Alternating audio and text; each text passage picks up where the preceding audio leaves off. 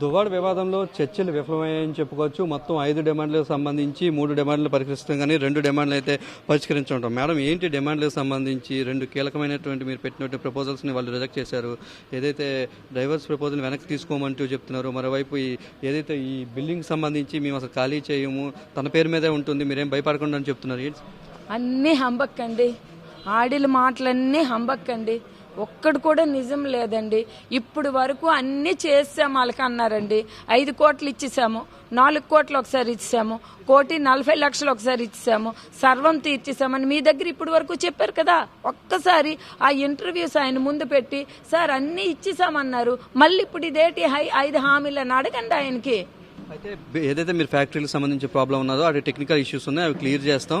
అటువైపు నర్సనపేటలో ఈ లోన్ ఏదైతే ఉందో ఇంటికి సంబంధించి అది కూడా క్లియర్ చేస్తాం, కానీ ఈ ఇంటిని ఇచ్చేది లేదు, ఆయన బతకడానికి ఇల్లే ప్రాధాన్యత, ఈ ఇంటిని ఇచ్చేది లేదు అని చెప్తున్నారు. దీని మీద 100% ఆ ఇంటి మీద లోను క్లియర్ చేయలేదు. ఇప్పటి వరకు మీకు ఆ ఇల్లు ఇచ్చేసామని మాకు చెప్పాడు.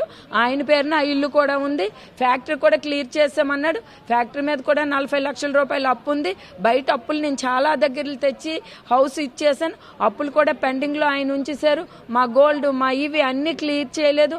మా పాప మ్యారేజ్ ఒకటి ఉంది, అది ప్రాబ్లంలో ఏవి పాప పేరున 1 రూపాయి కూడా లేదు. చిన్న పాప పేరున ఎక్కడక్కడ పెండింగ్స్ ఉంచేసి వాళ్ళ అన్నదమ్ములు దువ్వాడ శ్రీధరు వాళ్ళ మదరు 30 సంవత్సరాల నుండి మా జీవితాల్లో కష్టాలు నష్టాలు మీ ముందే చెప్పారు కదా ఆవిడ. మా ఇంటికి 30 సంవత్సరాల్లో 1 రోజు కూడా రాలి. ఈ 30 సంవత్సరాల్లో 1 రోజు రానప్పుడు వాళ్ళ అమ్మ ఆస్తి ఇచ్చిందా, వాళ్ళ నాన్న ఆస్తి ఇచ్చారా, వాళ్ళ అన్నదమ్ములు కాస్తుందా? ఏ రకంగా ఈ రోజు ఆయన 29 సంవత్సరాలు కష్టాలు నష్టాలు మేము ఎదురు చూస్తే మా లైఫ్ లో ఆ దువ్వాడ శ్రీధరు వాళ్ళ అమ్మగారు మాకు చిచ్చు పెట్టి ఈ రోజు మా పిల్లల్ని మమ్మల్ని ఈ షెడ్ లో పడుకునే పరిస్థితి ఆ దువ్వాడ శ్రీధరు వాళ్ళ అమ్మగారు తెచ్చారు.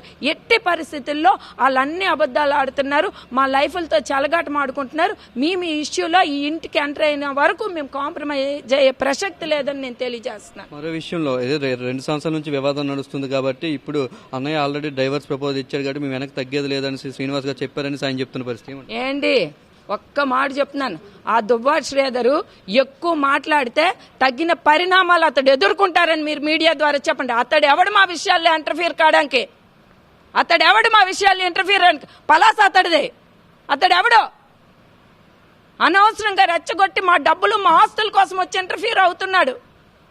వాళ్ళకి అక్కడ ఏమీ లేదు. ఆఫ్టర్ ఆల్ ఒక వార్డ్ మెంబర్, ఒక కౌన్సిలర్స్. నేను పదే చెప్పకూడదు. అనవసరంగా మీడియా ముందు వచ్చి హామీలు తీర్చేసామని ఆ దువ్వాడ శ్రీధర్ అనే వ్యక్తి వస్తే అతనికి వేరేగా ఉంటుందని చెప్పండి. చర్చలంతా హంబక్ అని చెప్తున్నారు. కేవలం ఏదో మీడియా ముందు పబ్లిసిటీ కోసమే దువ్వాడ శ్రీనివాస్ తన తమ్ముడితో చెప్పిస్తున్నాడని చెప్తున్నారు. అదైతే వాళ్ళు చెప్తున్న 3 డిమాండ్స్ ఏవైతే మొదటి డిమాండ్స్ ఉన్నాయో అవి కూడా పూర్తిగా అవాస్తవం అని చెప్తున్నారు. ఎందుకంటే దానికి సంబంధించి లక్షల అప్పు ఉంది. అటు ఇంటి మీద కానీ వీటి మీద కానీ కోట్ల రూపాయల అప్పులు ఉన్నాయి. అవేవి కూడా పూర్తి అవ్వలేదు అని చెప్పేసి అంటున్నారు. వాళ్ళు క్లియర్ చేస్తామన్నట్ల మీద కూడా క్లియర్ అవ్వలేదని చెప్పేసి ఆయన చెప్తున్న పరిస్థితి అయితే ఉంది. మరోవైపు ఏదైతే డైవర్స్ సంబంధించి ఇష్యూస్లో ఆయన ఎవరు చెప్పడానికి, ఎవరైతే దువ్వాడ శ్రీధర్ వచ్చి చెప్పడానికి ఆయన ఎవరు, ఆయన మా కుటుంబ విషయాలు మా ఇద్దరు భార్యాభర్తల మధ్య ఆయన చెప్పడానికి ఆయన ఎవరని చెప్తున్నారు. మరోవైపు బిల్డింగ్ లోకి ఖచ్చితంగా లోనకి వెళ్ళాలి, లోనకి ఎంట్రీ ఉండాలి, లోనకి వెళ్ళిన తర్వాత ఏదైనా చేస్తాం, దానికి అయితే తగ్గేది లేదు, ఎంతవరకైనా వెనక్కి తగ్గేది లేదు, ఎంతవరకైనా తాము వెళ్తాము అని చెప్పేసి అయితే ఆయన దువ్వాడ వాణి చెప్తున్న పరిస్థితి అయితే ప్రస్తుతం ఉంది. కెమెరామెన్ సూర్యతో బాలు, 10 టీవీ శ్రీకాకుళం.